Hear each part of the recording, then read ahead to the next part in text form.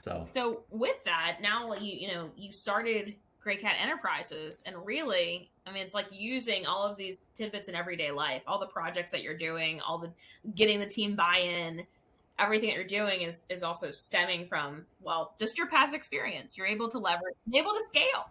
Like Yeah, that's what you're removing the hurdles and the totally. roadblocks for, executive teams, so on and so forth, and you really are able to even get your hands dirty while pushing through from a strategy perspective.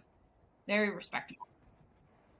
It was interesting, and I turned. Well, I won't tell you how old I am now, but when I turned 50, I actually penned a blog thanking my two bosses at Clark, Hmm. at the convenience store chain.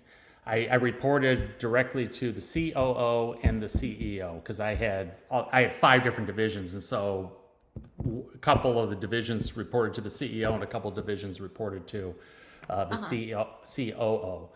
And I went into Clark. I was there 7 years. I went into Clark as a marketing guy. I came out of Little Caesars as the national marketing guy, went right into Clark, and I was a marketing guy. And slowly but surely, they just started adding on more and more responsibilities. At one point, I was the head of the capital committee. At one point, I was the head of TISC, which was the tactical IS committee. I was the chair of both those committees. Um, but I remember one time they called me into their office, and I didn't know why. I'm thinking, oh boy, what's going to happen here? They both call me in there, and they go, Matthews, we want to give you facilities management. And I'm going to keep this G rated, but my first response was, what the F do I know about facilities management? I just literally, that was the first thing that just came out of my mouth. And they go, you're a smart guy. You'll figure it out.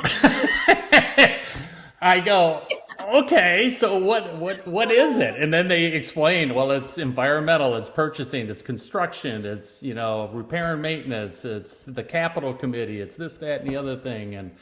And I'm like, okay. And they go, well, here's our vision for you because we think you get it. We want you to be able to think of what a store could look like, have the tools, have the construction team there to be able to build it.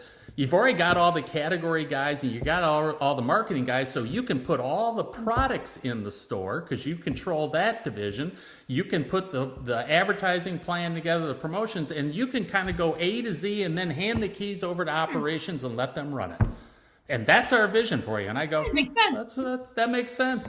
So I said, all right, I'm a project guy. I'll be able to figure out the nuances of facilities. I don't know any of their vernacular. I'm going to have to learn that language of what they talk about. And, environmental, I had no idea.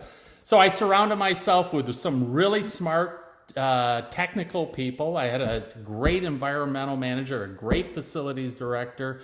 And I let them do their jobs, and then when they gave me real estate, I had a great real estate person and I let her do her job. And so when I turned 50, I wrote a blog and I thanked these two guys saying, you two basically gave me an MBA without having to pay for it. And I actually got paid to get my MBA because you pushed me into the abyss. I mean, you said, you go out to do facilities, Mr. Marketing Guy, and you go out and do this. And then I did operations and then all of this stuff. So what I do today for Gray Cat, I got all of that experience and confidence basically because of, John and Wow. Brandon pushing me at Clark. So I wrote them both a note thanking them for being Did such they an respond? influence on my career.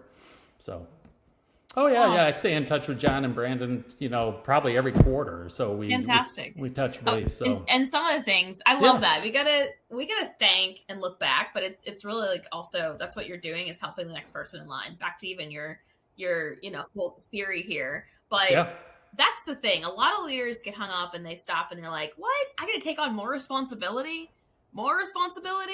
And they want to talk about, well, am I getting paid X amount of dollars? And I totally get that.